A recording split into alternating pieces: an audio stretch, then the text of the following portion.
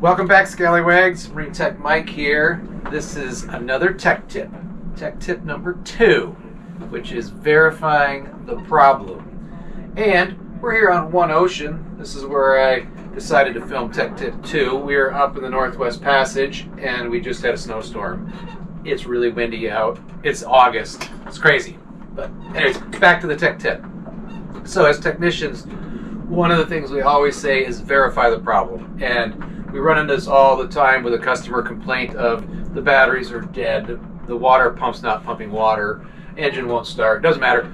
Verifying the problem is always super important because if it's an engine non-start, let's say, and it just so happens that the boat wasn't quite in neutral, and the technician is spending all this time checking battery voltage, looking for loose connections and everything when it was something simple, we need to verify the problem. Our rates are very high per hour, and so we want to make sure that we're fast and efficient as a technician when you leave Skagit College Marine Tech program. So this is what happened with us is in the Northwest up here, Northwest Passage, there's a lot of uncharted areas still, and we've seen numerous ones. We were going around a little knoll that was 33 feet deep and supposed to be 66 feet deep, and turns out it was 3 on the other side. So things like that. This bay that we're in right here was a perfect place to sit out this gale that blew in from the east and is going to turn to the north.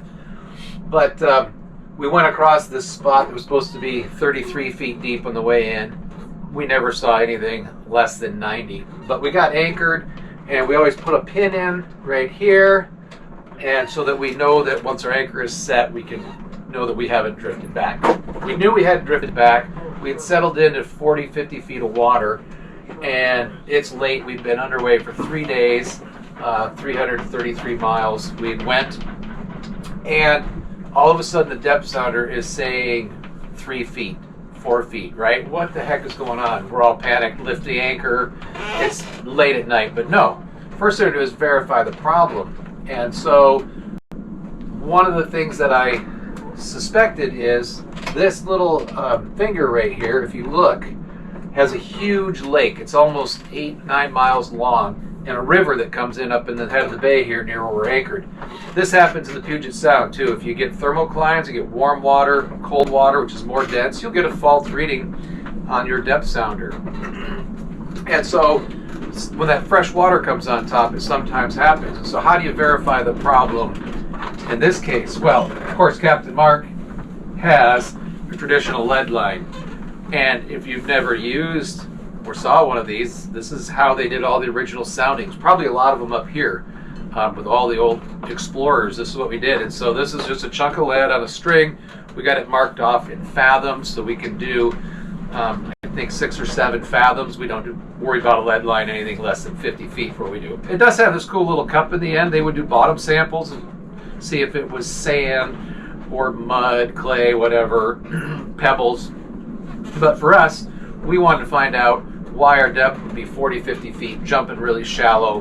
We know we're not moving, so I just went out and dropped this thing over the edge in a gale, it's blowing and snowing, but it verified. We did 3 different spots around the boat. I could not touch bottom at all 40 feet deep with this thing, and so we went to at least we went 6 fathoms just to make sure.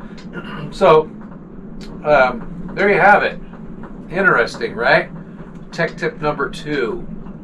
Always verify the problem, whether you're a technician or a boat owner, before you dig into something and spend a lot of time spinning your wheels. So we figured that was what it was, and of course we sit there and watch the depth sounder even today. It goes from 66, and then all of a sudden you look down, it'll be 4, it'll be 8, and the boat is in the exact same spot. Hasn't moved. So here you go. Thanks for watching.